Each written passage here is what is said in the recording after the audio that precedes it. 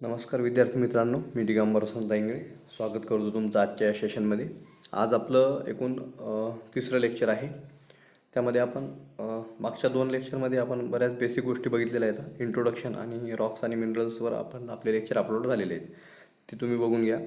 आणि आजचं तिसरं लेक्चर आपलं सॉईल फॉर्मेशनवर आहे. ॲक्च्युअली सॉईल कशी फॉर्म होते. ठीक आहे, आता एक बेसिक थोडं बघू, जे आपण 5वी-6वीमध्ये शिकलो ते थोडं बेसिकपासून आपण सुरुवात करू.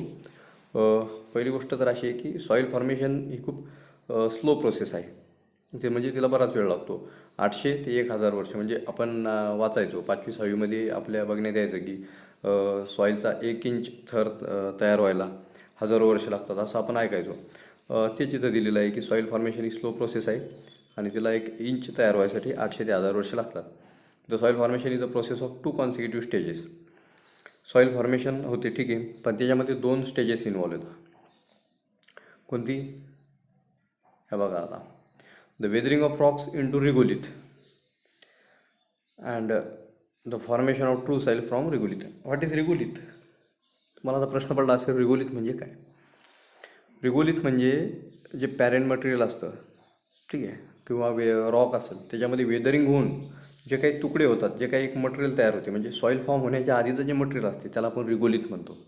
आणि त्या रिगोलिथ पासून नंतर परत त्याचं विघटन होऊन सॉईल तयार होते. सॉईल ही लास्ट फॉर्म आहे आणि रिगोलिथ हा म्हणजे रॉक आणि सॉईल यांच्यामधला जो काही मध्य आहे तो म्हणजेच रिगोलिथ. रिगोलिथ खूप महत्त्वाचं आहे आणि त्याचा असा सिक्वेन्स आहे, रॉक, रिगोलिथ, ट्रू सॉईल. आधी रॉक असतं, मग रिगोलिथ होतं वेदरिंगचा प्रभाव पडून, आणि त्याच्यानंतर त्याचं फॉर्मेशन कशामध्ये? ट्रू सॉईलमध्ये होतं. ठीक आहे, हे बेसिकचा पार्ट होता. रिगोलिथ महत्त्वाचा आहे, रिगोलिथ आपल्याला कळलं, आणि तो सिक्वेन्स महत्त्वाचा आहे, रॉक, रिगोलिथ आणि ट्रू सॉईल. तो सिक्वेन्स आपल्याला विचारला जातो. बघू नेक्स्ट. तर बघा, the evolution of true soil from regolith takes place by the combined action of soil forming factors and processes. आता बघा, जे काही इव्हॉल्युशन ऑफ ट्रू सॉईल आहे, आपण बघितलं ट्रू सॉईल कशापासून इव्हॉल्व होते? रिगोलिथपासून. आणि रिगोलिथ कुठून येतो? रॉक्सपासून. रॉक्सचं वेदरिंग होऊन रिगोलिथ तयार होते आणि रिगोलिथपासून नंतर ट्रू सॉईल तयार होते. तर ती true soil regolith takes place by the combine action. म्हणजे कंबाईन ॲक्शन आहे 2 गोष्टीची. एक soil forming factor. Soil forming फॅक्टरमध्ये काय येतं? क्लायमेट येते, व्हेजिटेशन, एक्सटर्नल जे काही बाहेरून आपण म्हणतो इंटरफरन्स होतो, वुमॅनचा, आपलं ह्युमॅन, त्यानंतर अजून बऱ्याच गोष्टी, कीटक, झाडे यांचा पण त्याच्यामध्ये, कारण बरंच आपण बघा खडकामध्ये मुळ्या घुसतात आणि त्यामुळं खडक तुटतो. एक प्रकारे ते वेदरिंगच होतं आणि त्याच्यानंतर त्याचा रिगोलिथ तयार होतो आणि रिगोलिथपासून मग नंतर सॉईल. मग ते सॉईल फॉर्मिंग फॅक्टर्समध्ये येतात आणि वेगवेगळ्या प्रोसेसेसमध्ये रिॲक्शन येणार, मायक्रो ऑर्गॅनिझमची त्याच्यावर होणारी प्रक्रिया येणार. त्या प्रोसेसेसमध्ये त्यांचा हात असतो. आणि सॉईल फॉर्मिंग फॅक्टर म्हणजे हे एक्सटर्नल फॅक्टर. ठीक आहे. आता बघा, the first step is accomplish by weathering. आता काहीतरी सॉईल तयार व्हायला आधी रॉकला तोडावं लागेल. ठीक आहे. आता बेसिक काय आहे सॉईलचं? रॉक. त्यामुळे ते रॉकला आपण बारीक तोडावं लागेल, त्याचं रिगोलिथ करावं लागेल आणि रिगोलिथ नंतर त्याचं रूपांतर सॉईलमध्ये होईल. त्यामुळे त्याचं disintegration and decomposition of rocks is important and that is called as weathering of rocks. आणि मग सेकंड स्टेप काय आहे? वेदरिंग झाली, रेगोलिथ तयार झालं, पण त्या रेगोलिथपासूनही परत सॉईल तयार होण्यासाठी काही सॉईल फॉर्मिंग फॅक्टर्स लागतात. त्या रेगोलिथपासून सॉईल तयार होण्यासाठी काही फॅक्टर्स आहेत. त्यामध्ये ॲक्टिव्ह फॅक्टर, पॅसिव्ह फॅक्टर. मग त्याच्यामध्ये क्लायमेट असेल, व्हेजिटेशन असेल. ठीक आहे. क्लायमेटची ॲक्शन होऊन सॉईल तयार होते. व्हेजिटेशन, वेळ पण लागतो, तो टाईम पण एक फॅक्टर आहे. आपण मगाशी बघितलं 800 ते 1000 वर्ष लागतात, त्यामुळे टाईम पण त्याचा फॅक्टर आहे. ठीक आहे, आपण एवढं बघितलं, आलं लक्षात? नेक्स्ट. आता आपण बघतोय फॅक्टर्स, सॉईल फॉर्मिंग फॅक्टर्स. मी मागे सांगितलं तुम्हाला, तर सॉईल फॉर्मिंग फॅक्टरचं एक 2 फॉर्म्युले दिलेत. हे फॉर्म्युले असेचे असे पाठ करा, असे विचारले जातात. कारण मागच्या वेळेस सॉईल लॉस इक्वेशन विचारलं होतं वॉटरचं, त्याच्यामध्ये के विचारला होता, इरोडेबिलिटी फॅक्टर के. तुम्ही मागचे क्वेश्चन पेपर बघून घ्या. के, व्हॉट इज के? इरोडेबिलिटी फॅक्टर, असं त्याचं उत्तर होतं. ते सॉईल लॉस इक्वेशन खूप सोपं होतं, एकदा बघितलं असतं तरी आलं असतं. त्यामुळे बेसिकच क्वेश्चन येतात, फक्त आपल्याला गो थ्रू करायचं आहे. आता बघा, डॉक्युजॉव फादर ऑफ पेटॉलॉजी तुम्हाला आपल्या मागच्या लेक्चरमध्ये आपण बघितलं. Dokuchaev is the very eminent person in the field of soil science and technology. त्यामध्ये खूप महत्त्वाचं व्यक्तिमत्व आहे आणि फादर ऑफ पेटॉलॉजी आहे. इस्टॅब्लिश दॅट, त्यांनी काय सांगितलं इस्टॅब्लिश दॅट सॉईल डेव्हलप, हे थोडं स्पेलिंग मिस्टेक आहे, तेवढी हे करून घेतलं. As a result of the action of soil forming factors. Soil forming factor याच्या रिझल्टमुळं सॉईल तयार झालेली आहे. मग त्यांनी एक फंक्शन दिलं, soil form is equal to function of parent material, climate आणि organism. P for parent material, म्हणजे त्या सॉईलचं पॅरेंट मटेरियल कसं आहे, ते रॉक कसं आहे, ते किती लवकर वेदरिंग होतं, ठीक आहे. त्या parent material soil forming process किंवा सॉईल किती लवकर तयार होईल हे आपण त्या पॅरेंट मटेरियल सांगू शकतो. आणि त्या पॅरेंट मटेरियलवरच सॉईलच्या प्रॉपर्टीज ठरलेल्या असतात.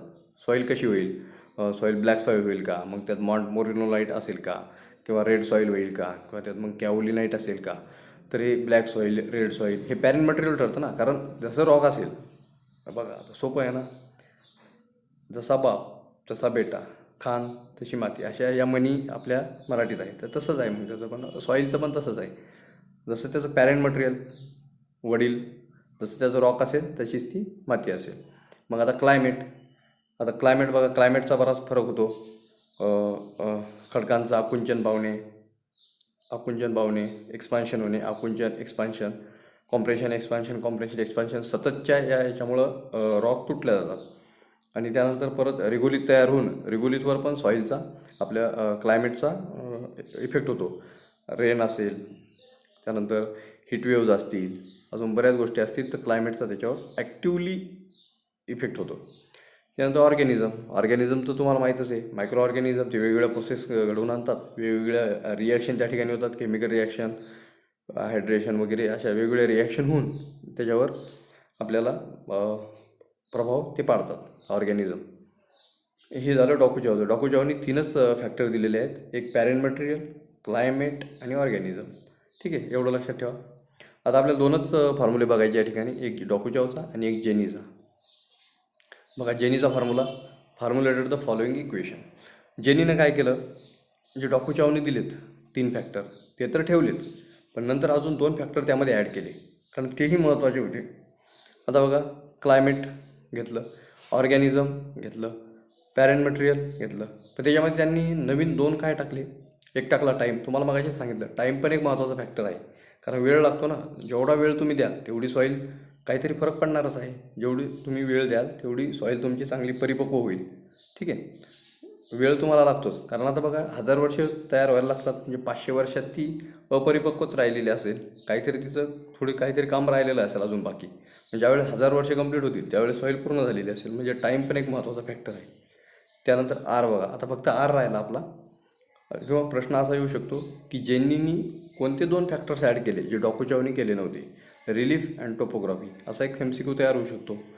आता बघा रिलीफ,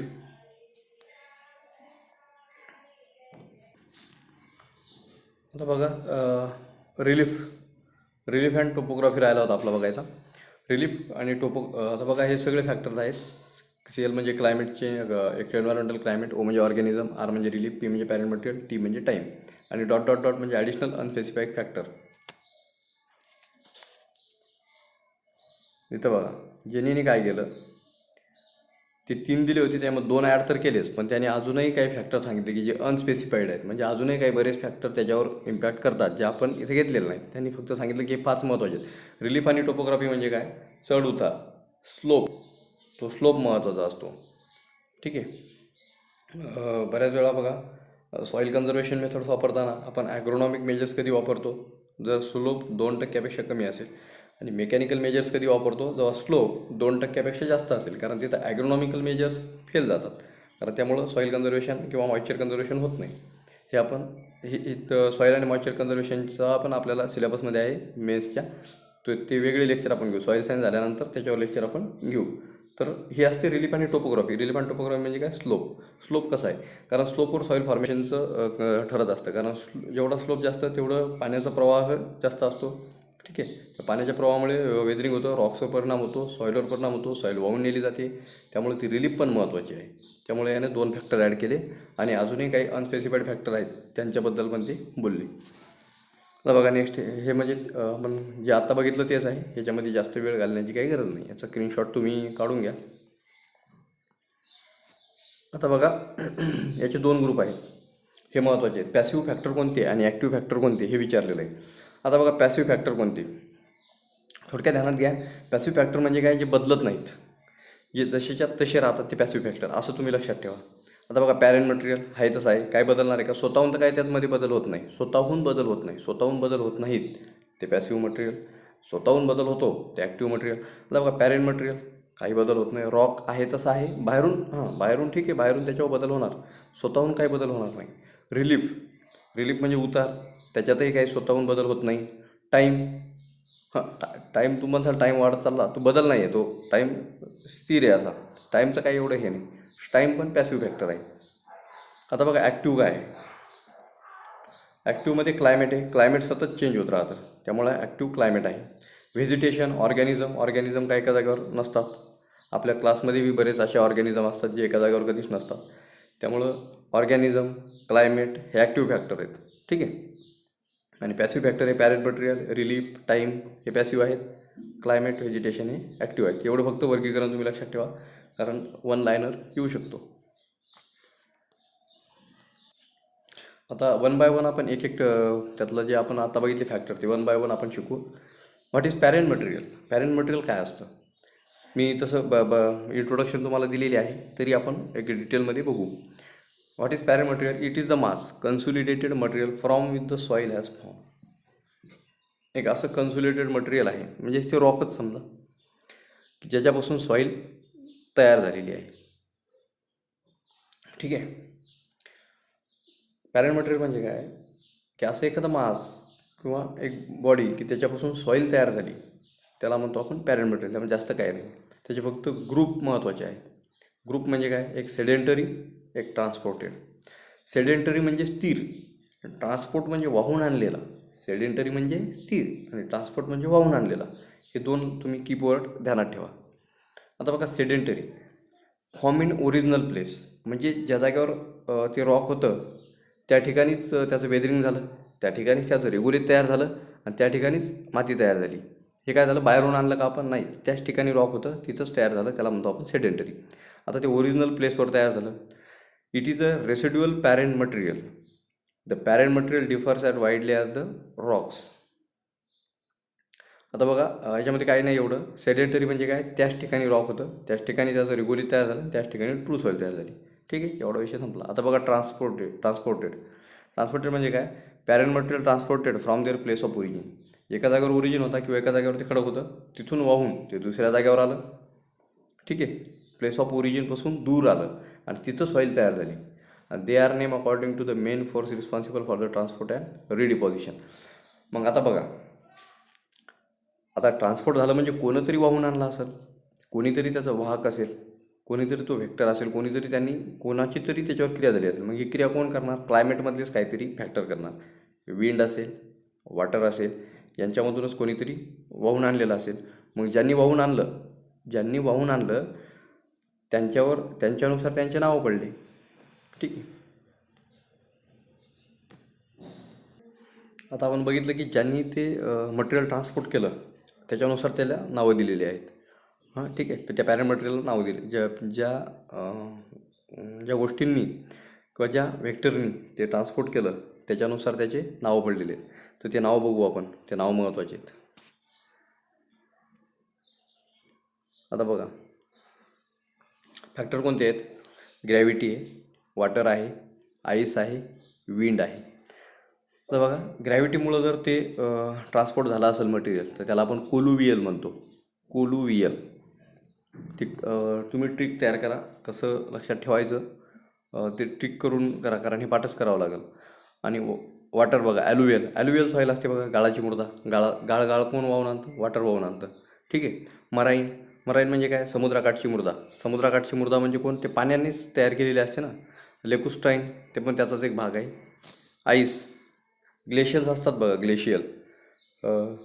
ग्लेशियल म्हणजे बघा आपल्या हिमनद्या.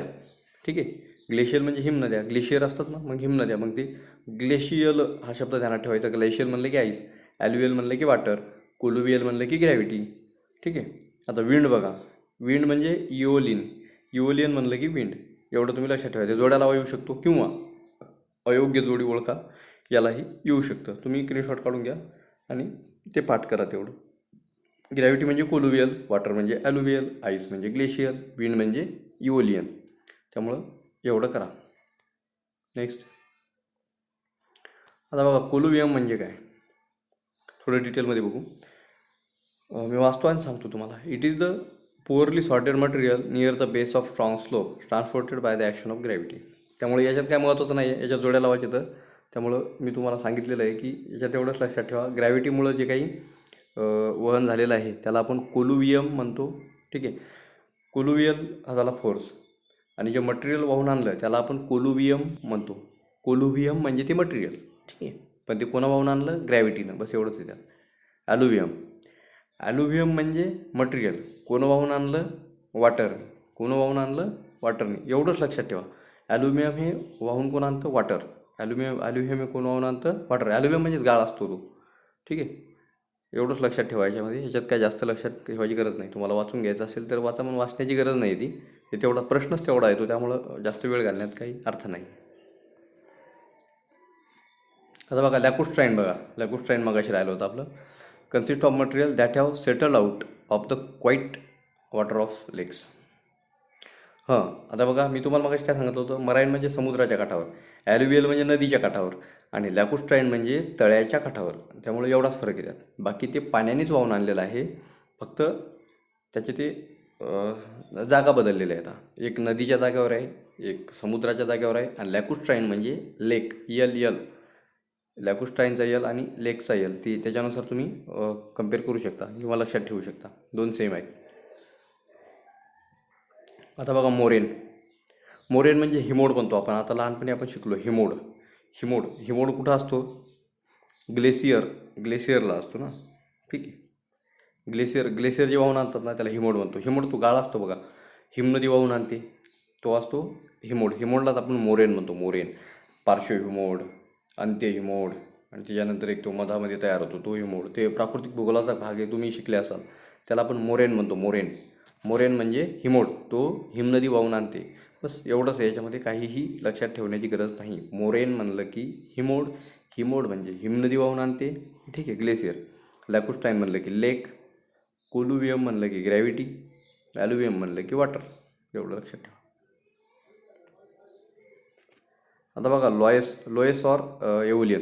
आता बघा आपण राजस्थानमध्ये लोएस मैदान बघतो. बऱ्याच जागेवर आपण लोएस मैदान बघतो. ते लोएस मैदान कोण तयार करतं, ते हवेच्या किंवा वाऱ्याच्या फोर्सनं तयार होतं लोएस मैदान, किंवा त्याला एओलियन म्हणतं.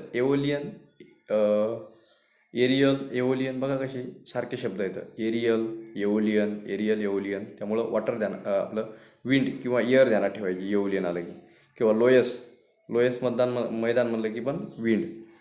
These are the wind blown materials when the texture is silty loess. Texture जर सिल्टी असेल, आता बघा सिल्टी म्हणजे काय, तर सँड, सिल्ट आणि क्ले हे सॉईलचं टेक्चर आहे. मग त्यामध्ये फरक कशाहून केला आपण, काय क्रायटेरिया आहे. सँडची जी साईज आहे पार्टिकलची ती थोडी मोठी असते. ती किती मोठी, काय मोठी, पुढं आपण डिटेलमध्ये बघणार आहे. त्यामुळे मी थोडा इथं तुम्हाला इंट्रोडक्शन देतो. सँडची साईज थोडी मोठी राहते, सीडची मध्यम, आणि क्लेची एकदम बारीक. त्यामुळं हवेला जर वाहून न्यायचं असेल मित्रांनो, तर सँड वाहून नेण्यासाठी त्याला जास्त वेळ लागेल, पण सिल्ट वाहून नेण्यासाठी कमी वेळ लागेल आणि जास्त सिल्ट वाहून नेईल. कारण तेवढी एनर्जी खर्च होणार नाही ना, कारण सँडचं वजन जास्त असते. त्यामुळं सँडला जास्त वेळ लागणार, किंवा जास्त बऱ्याच फोर्सनी थोडीशीच वाळू ती वाहून नेल्या जाईल. पण लोएसमध्ये कसं आहे, सिल्ट खूप जास्त वाहून नेतो आपण. आता बघा जर ते टेक्चर सिल्टी असेल तर आपण त्याला लोएस म्हणतो. दोन गोष्टी आहेत ना, मग दोन्ही गोष्टी, सिल्टही वाहून नेते, सँडही वाहून नेते. मग सिल्ट वाहून नेत असेल तर ते लोएस आहे, आणि जर ती सँड असेल तर ते एओलियन असतं. ठीक आहे, लोएस आणि एओलियन म्हणलं तर एवढंच लक्षात ठेवायचं. आता आपण एकदा बघू. कोलुवियल म्हणलं की ग्रॅव्हिटी, ॲल्युवियल म्हणलं की वॉटर, लोएस किंवा एओलियन म्हणलं तर विंड. अजून कोणतं राहिलं आपलं, लॅकुस्ट्राईन म्हणलं की लेक, मराईन म्हणलं की वॉटरच पण समुद्राच्या ठिकाणी. आणि अजून झालं, अजून काही त्यामध्ये राहिलेलं नाही. समरी आज आपण सॉईल फॉर्मिंग प्रोसेस बघितली. त्यामध्ये ॲक्टिव्ह फॅक्टर, पॅसिव्ह फॅक्टर, डॉकुचॉवनी दिलेलं इक्वेशन, जेनीने दिलेलं इक्वेशन, जेनीने 2 फॅक्टर ॲड केले, रिलीफ आणि रिलीफ आणि टाईम. त्यानंतर वेगवेगळ्या प्रोसेस, सिडेंटरी मटेरियल, ट्रान्सपोर्टेडमध्ये कोणी ट्रान्सपोर्ट केलं, पॅरेंट मटेरियल बघितलं आपण, कोणी ट्रान्सपोर्ट केलं, ट्रान्सपोर्टवरून प्रकार पडले, ते प्रकार आपण बघितलेत. आजच्या सेशनमध्ये एवढंच. व्हिडिओची लेंथ खूप मोठी होते म्हणून थोडं फास्ट घेतलं. ठीक आहे. लेक्चर आवडलं असेल लाईक करा, शेअर करा, सबस्क्राईब करा. तुमची एक लाईक आमचा उत्साह वाढवतो. थँक्यू.